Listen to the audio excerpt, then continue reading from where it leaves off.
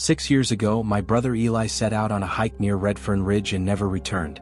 The police said it was a bear attack. They found his shredded backpack at the base of an abandoned Cold War radio tower. His water bottle full of a viscous black liquid that twitched in the dim light. I never believed them.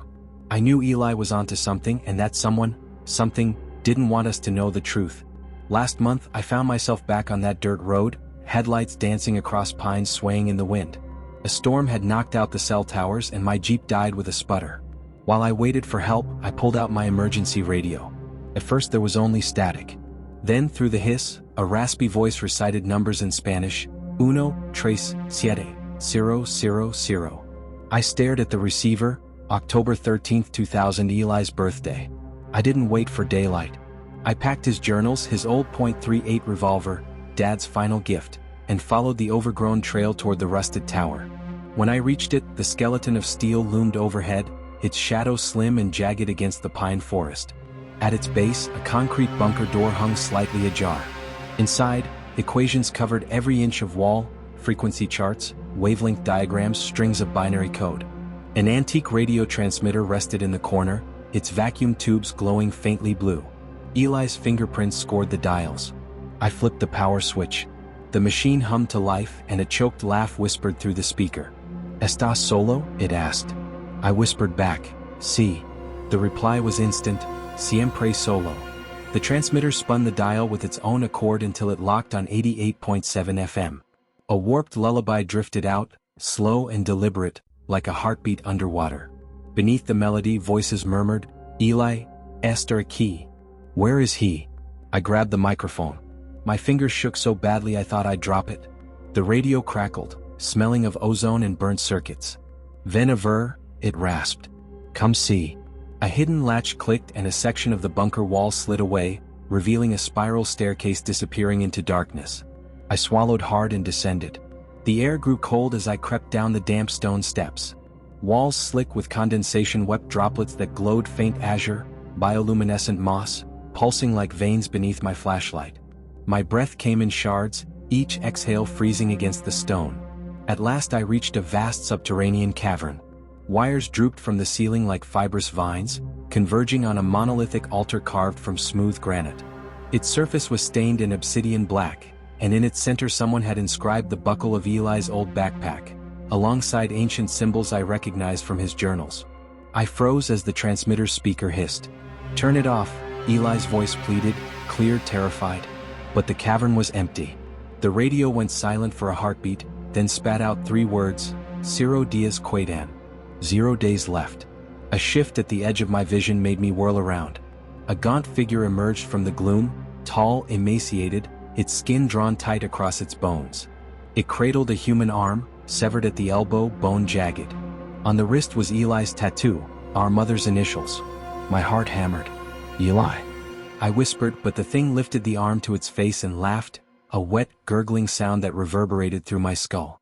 The radio screamed, "Core! Run!" I bolted. My boots pounded the stone stairs as debris rained down around me. The thing didn't pursue. Instead, it flickered into view at each landing, blocking my escape with that grotesque grin and the twitching arm pointing accusingly. Back in the bunker, I jammed my revolver into its chest.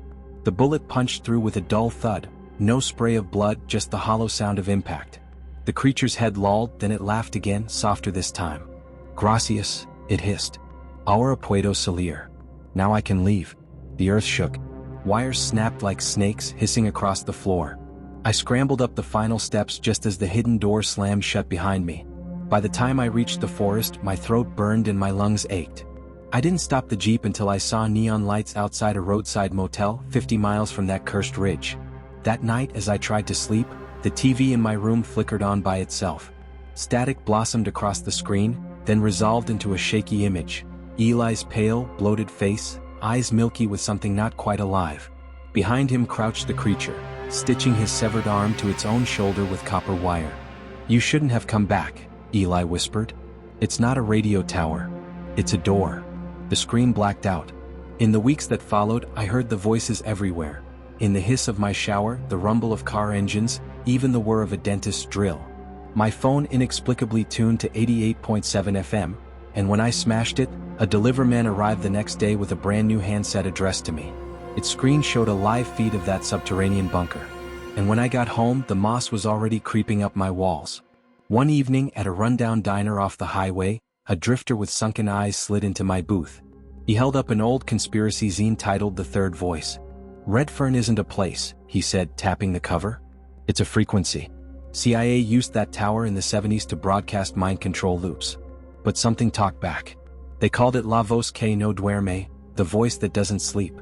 Your brother's not the first it's hybridized with." He slid a grainy photo across the table. A 70s research team posed before the altar. One man held a severed, wired arm. His face was mine. Now I'm back at the tower again. The bunker door yawns open as if expecting me. The radio's lullaby drones on in the night air. Eli's voice overlaps with the creatures in a haunting duet. Ciro Diaz Quadan. The moss is thicker than before. It's in my lungs now, glowing when I cough. The drifter's zine warned that the voice hybridizes hosts until it reaches critical mass, then spreads itself through them, a living signal. I'm writing this from the transmitter desk. The microphone glows, hungry. My hand won't stop reaching for it. If you're reading this, check your devices. Is your screen flickering? That itch in your throat? Is it really a cold? Turn on the radio. I'll be waiting. Bienvenidos 88.7 FM. 3 days after this message was posted, every radio within a 50-mile radius of Redfern Ridge erupted in static. Those who tuned to 88.7 FM heard two voices. One human, one otherworldly, whispering coordinates. Search teams found the bunker empty, the altar strewn with fresh copper wires and a single .38 shell casing. The moss is spreading. It's in your walls now. Can you hear it?